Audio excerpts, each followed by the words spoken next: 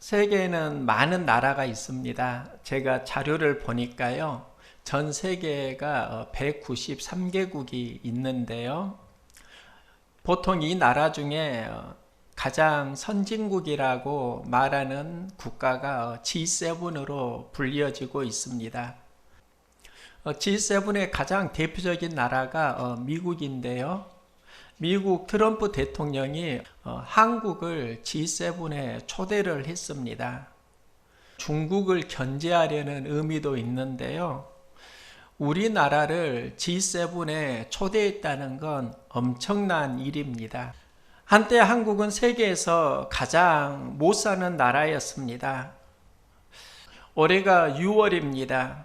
이제 6월 25일이 다가오는데 그 상황을 보면은 북한이 남침을 하고 서울이 3일 만에 함락됩니다. 북한은 소련제 무기를 앞세우고 남침을 했고요. 위기에 처합니다. 이때 유엔이 참전하면서 전세가 많이 바뀌었습니다. 저는 우리나라를 도와준 유엔, 주로 미국은 생각을 했는데요. 그 외에 많은 나라가 있습니다. 특별히 아프리카에서 우리나라를 도우러 온 에티오피아의 강류 부대가 있습니다.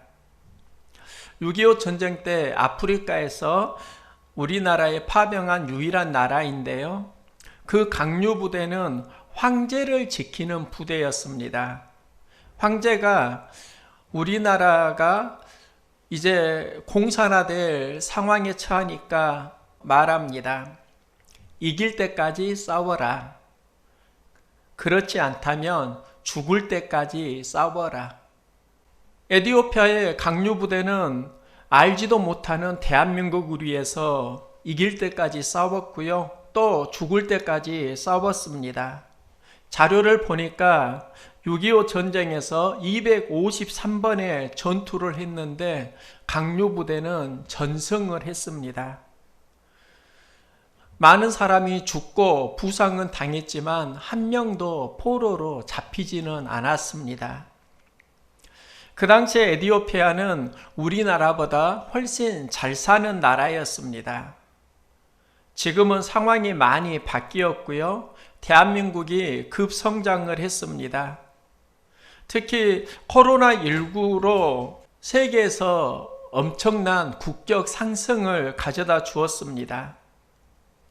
세계에서 우리나라에 코로나 대응 매뉴얼 그리고 코로나를 진단하는 키트를 보내달라고 문의가 쇄도하고 있습니다.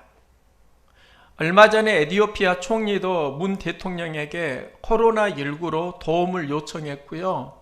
많은 국가들이 도움을 요청했는데 에티오피아가 6.25 때 도왔다는 그 이유로 다른 나라보다 우선순위로 도와주었다. 그 기사를 보았습니다. 우리나라가 어려울 때 도움을 받고 이제는 자랐고 도와주는 대한민국 참 마음에 좋습니다. 저는 목회를 하면서 두 가지를 항상 기도했던 것 같습니다. 하나님, 어려울 때 도움을 받는 은혜를 주소서. 또 하나는 힘을 키워서 도와줄 수 있는 상황이 되게 하소서. 도움을 받고 도와주는 교회를 위해서 기도를 하고 있습니다. 어려울 때는 도움이 그 순간을 이기는 힘이 됩니다. 저는 말씀을 준비하면서 문득 생각을 해보았습니다. 지금까지 우리 선운 공동체는 도움을 받고 여기까지 왔는데 나는 어떤 도움을 받아야 할까? 또 무엇을 도와주어야 할까? 보통 포커스를 경제에 집중하는 경향성이 있습니다. 경제는 현실의 문제입니다. 그런데 성경을 보면 도움은 경제에만 제한되지 않습니다. 오늘 본문을 보면은 이스라엘은 아람과 암몬의 공격을 받습니다. 이때 그들과 싸우는 장군이 이스라엘의 요압 아비새입니다. 그들은 다윗이 성장하는데 동역자였습니다. 오늘 본문을 보면 요압이 그 전쟁을 어떻게 대처하고 있는가 많은 묵상을 했습니다. 요압이 앞뒤에 친 적진을 봅니다. 아람과 암몬 군대가 앞뒤로 있는 상황이고 이스라엘은 위기입니다. 이때 요압은 이 상황을 극복하는데 그 대처법이 저의 마음에 많은 터치가 되는 겁니다. 아람과 암몬이 이스라엘을 공격할 때 요압은 아람 사람을 상대하고 아비새는 암몬 사람을 상대합니다. 서로 역할을 분담하면서 요압이 아비새에게 말합니다. 나는 아람 사람과 싸울 것이고 너는 암몬 사람과 싸우는데 아람 사람이 나보다 강하면 아비새 네가 나를 도와주라. 그리고 암몬 사람이 아비새 너보다 강하다면 네가 가서 너를 도와주리라. 즉 나를 돕고 너를 도우리라. 이 말을 하는 겁니다. 강한 자가 약자를 도와준다. 전쟁에서 요압이 하는 이 말은 강한 사람이 약한 사람을 도와준다. 약할 때 도움을 받으면 이길 수 있습니다. 또 도와주면 승리할 수 있습니다. 이게 상생의 원리인데요. 그러면 돕고 도우리라, 이 요압의 메시지가 우리에게 어떻게 전달될 수 있는가? 하나님은 궁극적으로 승리를 원하시고 하나님의 백성이 이기도록 도와주시는데요. 바울은 여기에 대한 체험을 기록하고 있습니다. 바울은 내가 넉넉히 이긴다, 로마서 8장에서 이렇게 기록을 하는데 그 전에 약한 자로 신음하는 바울의 모습이 있습니다. 7장에서는 연약한 바울의 모습이 나오고요. 8장에서는 이기는 바울의 모습이 나옵니다. 그 과정에 있었던 것이 무엇인가? 그게 바로 성령 체험입니다. 로마서에서 바울은 고백합니다. 성령도 우리의 연약함을 도우시나니. 바울이 연약할 때 성령님이 도와주셨다. 그래서 이기는 힘을 얻었다. 그러면 성령님이 구체적으로 무엇을 도와주셨는가? 도움을 받은 내용이 무엇인가? 우리는 보통 경제적인 도움을 많이 필요로 하는데요. 바울의 경우는 그게 아닙니다. 바울은 성령이 우리의 연약함을 도와주신다. 이 고백을 하면서 그 뒤에 기도에 대한 이야기를 합니다. 우리가 기도하도록 도와주셨다 하는 겁니다. 저는 이 본문을 많이 듣고 또 암송도 했습니다. 말씀을 준비하는데 전혀 다른 의미로 다가왔습니다. 기도를 도와준다고 하면 우리가 연약함을 이기는 힘이 기도에서 나올 수 있겠구나. 성령은 우리가 기도하도록 도와주십니다. 기도하면 힘이 나고 기도해 주면 힘을 주는 겁니다. 목사도 기도해야 스스로 살고 목사 이 재단을 위해서 기도해 주는 동역자가 있을 때 목회가 힘을 얻습니다. 살려면 기도해야 하고 살리려면 기도해 주어야 합니다. 그리스도인은 기도가 되는 만큼 강해지고 기도하는 만큼 충만해집니다. 저는 군대에서 군종이었습니다. 군종은 훈련에서 열애가 많았는데 유격 훈련을 받으라는 지시가 내려왔습니다. 유격 훈련을 받고 연대 본부로 복귀했을 때 중대장이 했던 말이 있습니다. 연병장에서 서군종이 이번 유격 훈련 가장 잘 받았다. 모든 중대원들이 우리와 같은 박수를 쳐 주었습니다. 저는 그 경험이 지금도 잊혀지지 않습니다. 내가 왜 유교 훈련을 잘 받았을까? 저는 그 이유를 알았습니다. 남들은 유교 훈련 앞에 불평하고 투덜거릴 때 나는 예배당에 가서 기도하고 각오하고 간 것입니다. 나는 하나님 앞에 내가 유교 훈련을 제대로 받질 못하면 하나님께 영광 가리고요. 또 교회 망신, 목사님 망신이에요. 저 유교 훈련 잘 받을 수 있도록 도와주세요. 죽어도 낙오하지 않게 해주세요. 간절히 기도했습니다. 그리고 죽어도 낙오는 하지 않으리라 각오를 했습니다. 여기에서 나는 강한 사람이 되었습니다. 우리가 어려움을 만날 때 기도하면 강해집니다. 믿음이 강한 사람도 기도가 막히는 순간부터 약해집니다. 약한 사람도 기도가 열리면 다시 강해집니다. 여러분이 강해지길 원한다고 하면 기도가 열릴 수 있기를 소망합니다. 기도하지 못하게 하는 여러 마음들이 있다고요. 그 마음을 이기는 기도를 해보시기 바랍니다. 여기에서 새로운 힘이 살아납니다. 예수님은 십자가를 감당하시는데요. 제자들도 십자가를 감당한다고 말은 하지만 감당하지 못합니다.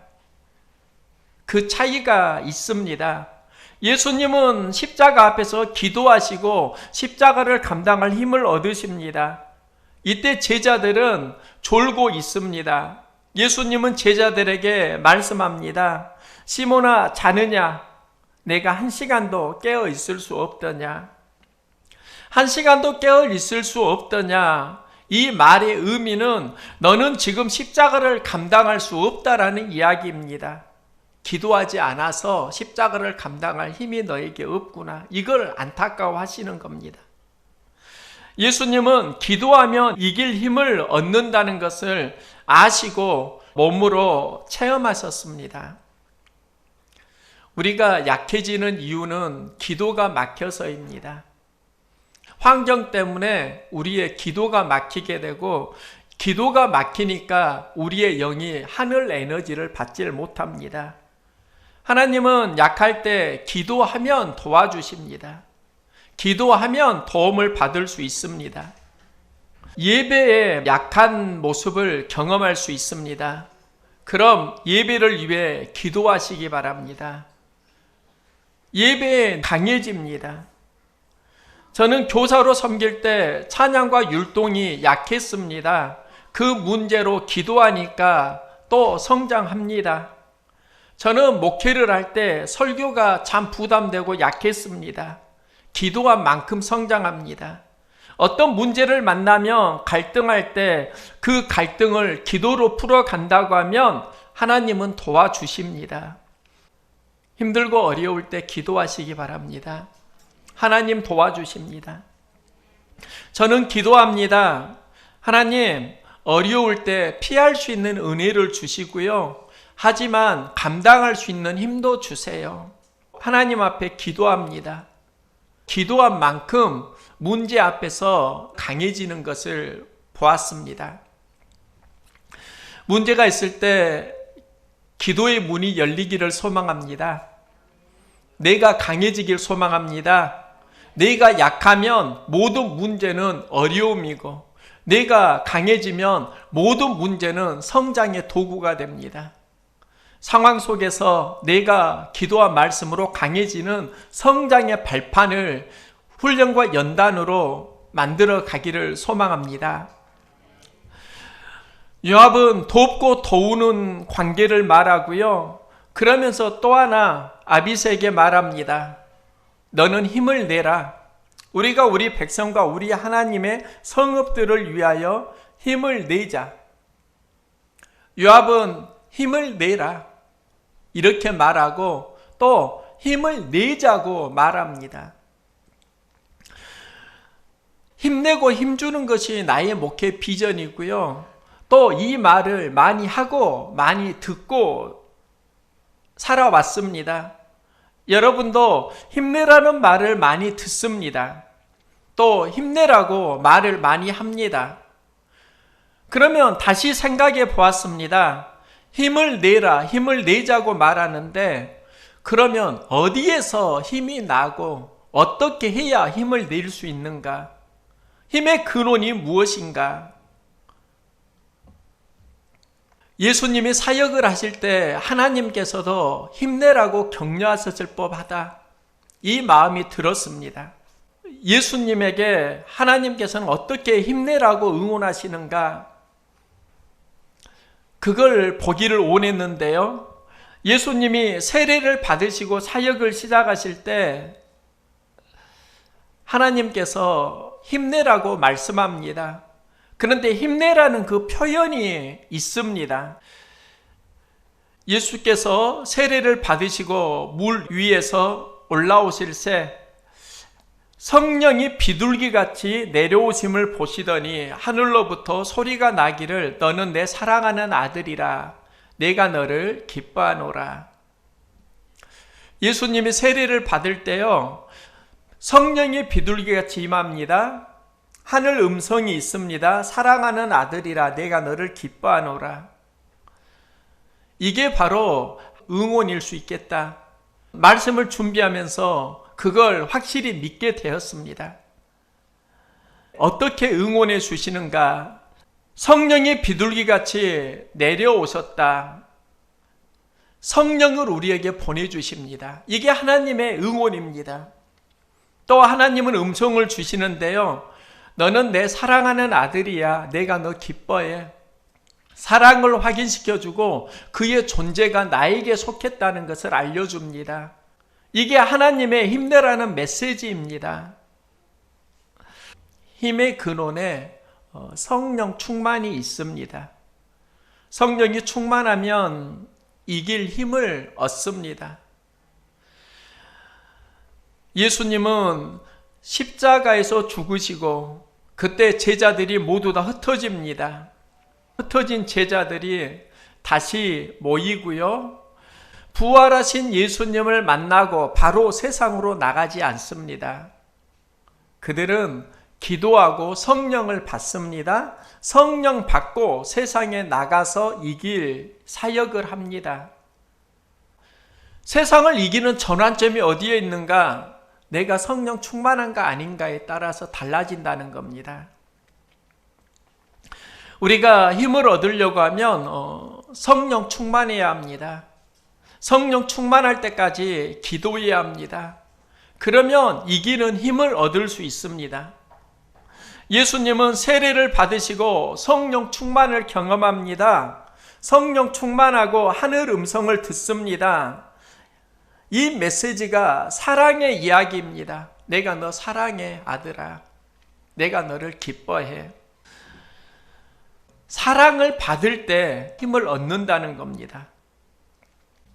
하나님이 인류 구원의 사역을 시작하실 때 그 출발이 하나님이 세상을 이처럼 사랑하사 독생자를 주셨으니 이는 그를 믿는 자마다 멸망치 않고 영생을 얻게 하려 하심이라.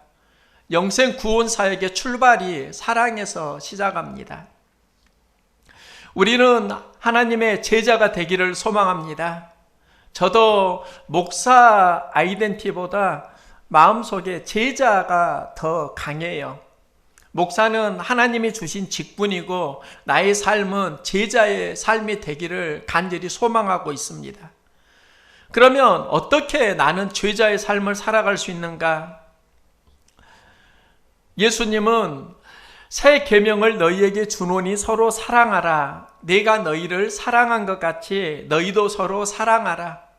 너희가 서로 사랑하면 이로써 모든 사람이 너희가 내 제자인 줄 알리라. 제자는 예수님이 세우신 사역자인데요, 사랑하면 모든 사람이 제자인 줄 알리라. 이 말씀을 어떻게 이해를 해야 할까? 우리는 보통 사랑하면 그가 제자인 줄 안다 생각하는데, 이보다는 사랑하면 제자 사역을 감당하는 능력이 나타나고 그 능력을 보고 사람들이 이 사람이 제자이구나, 그걸 안다는 겁니다. 그러면 사역의 크기가 어디에서 나타나는가? 그 출발이 사랑입니다. 교회를 사랑하면 사역을 감당할 힘을 하나님이 주십니다. 주님을 사랑하면 주님의 사역을 감당할 힘을 얻습니다. 힘은 사랑에서 충전되고 사랑이 식으면 고갈됩니다. 제자들을 회복할 때 물으십니다. 내가 나를 사랑하느냐? 무슨 일을 하려고 하면 그 일을 사랑할 수 있기를 소망합니다. 그 일이 어렵다고 미워하면 성장할 수가 없다고요. 하지만 그 일을 사랑하면, 기도하면 하나님께서 감당할 수 있는 힘과 은혜를 허락해 주시는 겁니다. 내가 그 현장에서 성장하기로 하면 주어진 현장을 사랑할 수 있기를 소망합니다. 사랑하면 영감이 떠오르고요. 하나님께서 우리를 도와주십니다. 어려울 때 기도하면서 사랑하시기 바랍니다. 그러면 우리는 제자로 살아갈 수 있습니다. 지난주 곡성의 소망의 언덕에서 목회자 모임이 있었습니다. 코로나19로 모임을 갖지 못하다가 한번 모이자. 그래서 모이게 되었습니다. 특별한 경험을 했습니다. 자기의 삶의 이야기를 다양하게 나누는데 언어가 각각이고 또 관점도 다양하다. 이런 마음이 드는 겁니다. 목사님들의 말을 들으면서 정서가 느껴졌습니다. 모두 각자의 정서가 있구나. 그 정서에서 또 다른 언어가 나오는구나. 절실하게 느꼈습니다. 주일 설교를 하고 동영상을 편집하는데요. 제가 지난주에 동영상 편집을 하면서 슬픔을 느꼈습니다. 왜 내가 이렇게 정서가 메말라 있지? 설교 내용이 다른 게 아니라 그 설교를 전하는 나의 정서가 지쳐 있는 것이 보이는 겁니다. 지금 목회에서 필요한 게 무엇일까? 정서의 메마름을 극복하는 게 참 중요하겠구나. 정서가 많이 메말라가고 있구나. 이걸 느끼고 있습니다. 어떻게 정서를 돌보아야 할까? 지금 고민을 합니다. 내가 정서 문제가 흠이 많이 나 있는 것 같아요. 그러면서 깨달은 게 나에게 필요한 건 성령의 터치이구나. 나의 기도 제목이 성령의 정서 회복이구나. 오늘날 많은 분들이 스트레스를 받으면서 살아갑니다. 영혼이 메말라 있고 거칠어져 있습니다. 그리고 그 거친 데에서 나오는 말투와 언어는 사나워지고 있습니다. 우리의 언어가 언제 다시 새로워지는가? 사도행전을 보면 제자들이 성령의 충만함을 받고 다른 언어가 나옵니다. 이 언어는 소통이 가능한 언어입니다. 하늘 권능이 임하는 언어입니다. 이게 바로 성령의 정서라고 할 수 있습니다. 여러분 안에 거칠어진 마음에 성령의 터치와 어루만짐이 회복되기를 소망합니다.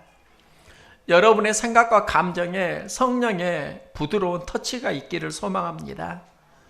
기도하면 내 거칠어진 마음이 다시 터치를 받을 수 있다고요. 고민은 있고 갈등과 아픔은 있는데 기도가 막혀서 거칠어진 나의 정서를 발견하고 있지 않습니까? 성령의 터치가 있기를 소망합니다. 요압은 전쟁에서 돕고 도우리라를 말합니다. 힘을 내라, 힘을 내자. 돕고 도우리라, 힘을 내라, 힘을 내자. 이게 바로 성령의 속성입니다.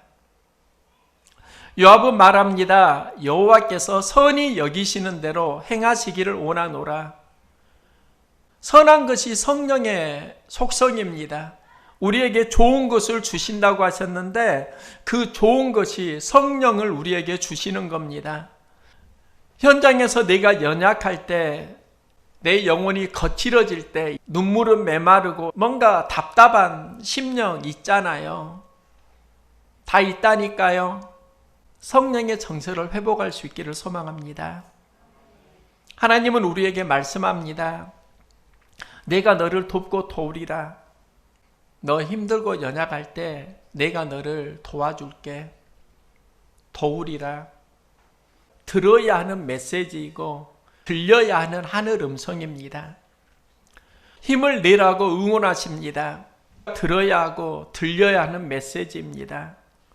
성령이 임할 때 들립니다. 예수님께서 세례를 받으시고 성령의 비둘기같이 임할 때 너는 내 사랑하는 아들이라, 내가 너를 기뻐하노라, 이 음성은요, 그때 그 순간에 하나님이 하신 음성일 수도 있지만 그가 성령 충만하니까 항상 하시는 하나님의 음성이 그때 들려왔다라는 의미일 수도 있습니다. 하나님의 음성이 성령의 정서 안에 들어가면 들리기를 시작하는 겁니다. 내가 너를 돕고 도우리라. 힘내라. 힘을 내자. 이 음성이 믿음으로 들려오기를 소망합니다. 그러면은 약한 자가 아니라 강한 자로 승리할 수 있습니다. 내 거칠어진 마음의 정서, 이걸 하나님 앞에 쏟아내시기 바랍니다. 그 마음을 세상에 흘러보내지 말고 하나님께 흘러보낼 수 있기를 소망합니다. 그러면서 다시 고백할 수 있기를 소망합니다. 사랑합니다. 하나님, 힘을 낼게요. 힘을 주세요. 성령님이 우리 마음 터치하시고 성령님이 터치하면은 우리는 이 시대의 모든 문제를 이길 수 있는 힘을 얻습니다. 거칠게 살지 말고 부드럽게 살아갑시다. 기도하고 성령님이 운행할 때 하나님이 부드럽게 터치하시고 이 부드러운 터치 가운데 하나님의 음성이 다시 들려오는 겁니다. 내가 너를 기뻐해. 너는 내 사랑하는 아들이야. 이 음성을 믿고 하나님의 응원에 힘입어서 승리하는 그리스도인의 삶을 함께 살아갈 수 있기를 소망합니다.